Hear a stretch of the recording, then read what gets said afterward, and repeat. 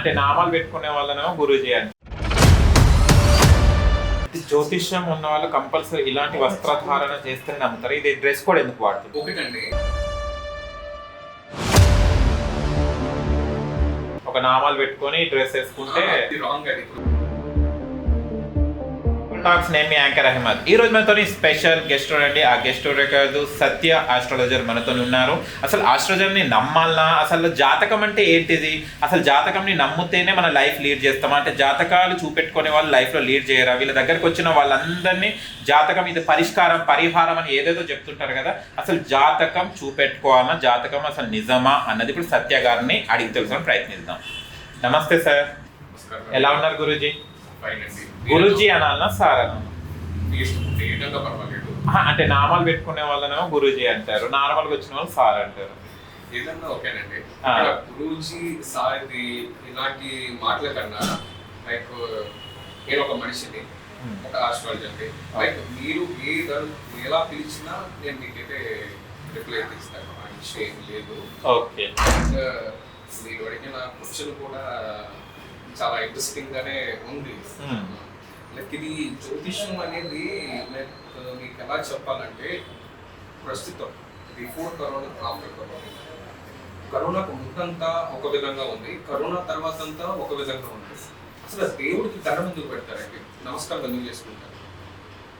ఇంతవరకు నమస్కారం చేశారంటే ఒక భక్తితోనూ, లైక్ ఒక భక్తి అనేది ఉండేది. ఒక భక్తితో దేవుడికి నమస్కారం చేసుకునే వాళ్ళు ఇంతవరకు ఉండేవాళ్ళు. బట్ ఇప్పుడు అది లేదండి. ఇప్పుడు 99% దేంతో మాత్రమే దేవుడికి నమస్కారం చేస్తారు. పాపాలు తొలగించుకోవడం. పాపాలు తొలగించుకోవడం ఎగ్జాక్ట్లీ. పాపం అసలు ఒకటి ఉంటుంది. లైక్ ఎలాగంటే చిన్న పద్యం ఉందని మనం చూద్దాము. లైక్ ఎలాగంటే దేవుడు అనగా వేరు, దేశమందున లేదు, దేవుడు తనదు దేహము, పాపం అనగా వేరు, పరదేశమున లేదు, తాను చేయు పనులు తగిలిండు. పాపం ఎక్కడో లేదు, మన చేతుల్లోనే ఉంది, మనం చేసే పనిలోనే ఉంది. మన కర్మని మనం చేతులతోటే మనం మోస్తున్నాం.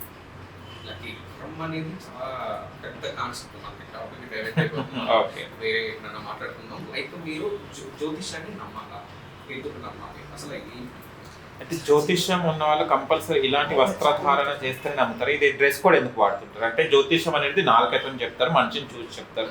ఈ వస్త్రధారణ వల్ల ఒక జ్యోతిష్యుడు అనేది మీరు ఒక డ్రెస్ కోడ్ పెట్టుకొని జనాలను ఆకర్షిస్తున్నారు అని చాలా మంది పడుతున్నారు, డౌట్ పడుతుంది. దీన్ని మీరు ఏమంటారు? డ్రెస్ కోడ్ అవసరమా జ్యోతిష్యుడికి? ఒకటండి, ఈ డ్రెస్ కోడ్ అనేది మనం ఒక నిమిషం పక్కన పెడతాం.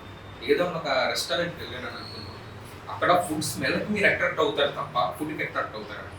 Smell same exactly. మన దగ్గర ఎంత సబ్జెక్ట్ ఉన్నా, ఎంతలా ఉన్నా, బట్ ఈ కాస్ట్యూమ్కి మాత్రమే అట్రాక్ట్ అయ్యే వాళ్ళు ఉన్నారు చాలా. కొన్ని క్లయింట్స్, కొంతమంది క్లయింట్స్ నన్ను అడుగుతుంటారు వచ్చిన వాళ్ళు, సార్ ఏంటి మీరు ఇంత సింపుల్గా ఉంటారు, లేదు లైక్ మీరు ఏం ధరించరు ఏంటి, ఇలా కొంతమంది అడుగుతారు. అంటే ఏం ధరించాలమ్మా అని అడుగుతాను. లేదండి, మేము కొన్ని చోట్లకి వెళ్తాం, చుట్టూరు పెద్ద పెద్ద ఫొటోస్ ఉంటాయి, పెద్ద పెద్ద మాలలు ఉంటాయి, ఇవన్నీ చెప్తారు. బట్ ఏంటంటే ఒకటండి, సబ్జెక్ట్ ఉన్న చోట వెళ్ళవసరం లేదు అని నేను అనుకుంటాను. బట్ ఇవి ధరించడం అనేది ఏంటంటే మా కోసం కాకుండా ఇతరుల కోసం నేను ధరించవలసి వస్తుంది, ఆకర్షించడానికి. లైక్ ఆకర్షించడం అనేది ఒక నిమిషం మనం పక్కన పెట్టినట్లయితే మనం ఎంత చెప్పినా బిలీవ్ చేయట్లేదు. ఇప్పుడు మన డ్రెస్సింగ్ ని చూసి బిలీవ్ చేసే వాళ్ళు ఉన్నారు తప్ప మనిషిని నమ్మే వాళ్ళు లేరండి. ఈ సొసైటీలో ప్రస్తుతం ఏదైతే మనం ఫేస్ చేస్తున్నామో, మనిషిని నమ్మే వాళ్ళు ఎవరు లేరు, మనిషికి వాల్యూ ఇచ్చేవాళ్ళు లేరు. అంటే సత్య గారు ఇప్పుడు డ్రెస్ వేసుకోకుంటే నేను ఆస్ట్రాలజర్ని, నేను జాతకం చెప్తా అంటే ఎవరు నమ్ముతలేదు. నమ్మరండి.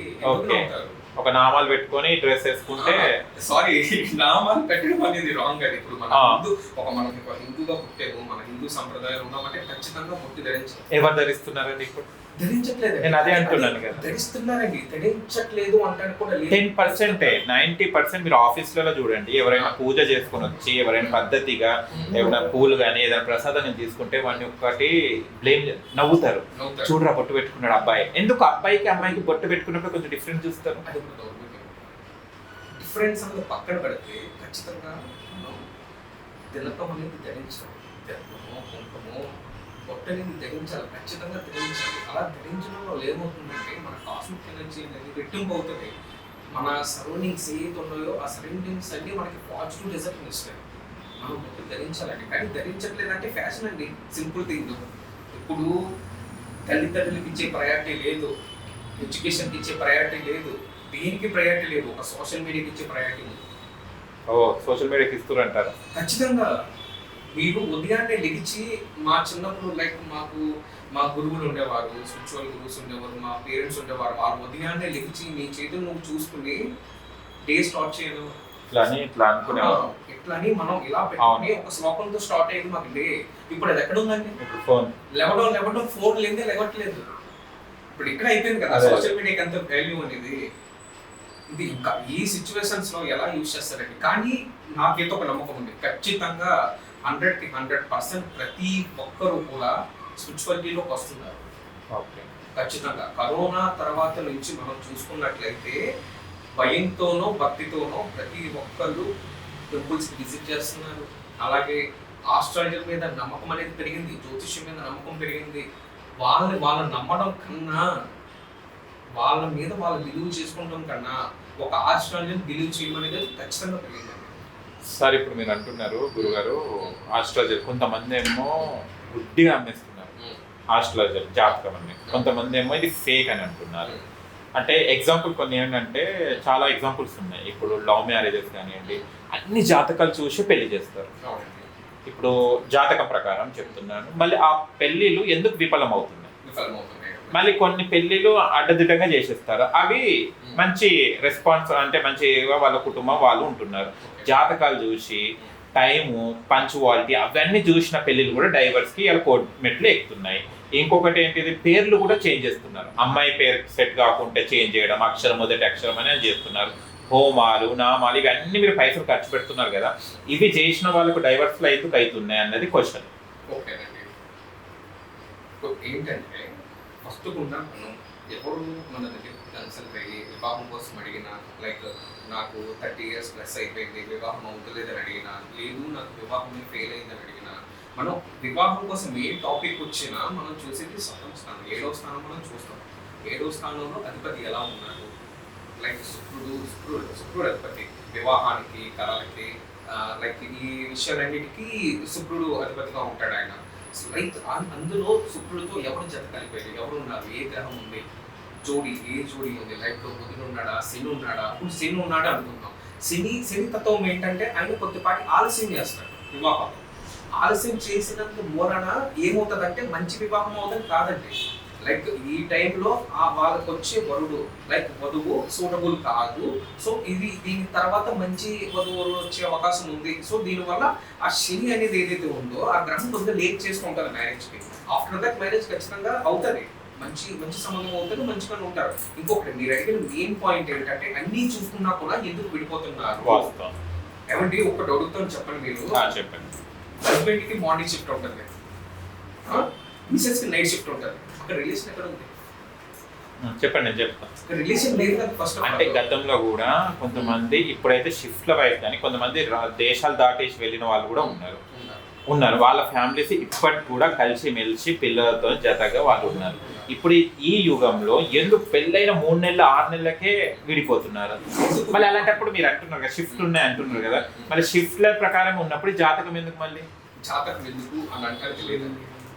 ఇప్పుడు అన్ని కుదుర్చుకుని కూడా నేను కలిసి ఉండట్లేదంటే పూర్వం వివాహానికి లైక్ మనకి 36 కలవాలి. వివాహానికి వచ్చేసరికి 36 పాయింట్లు కలవాలి.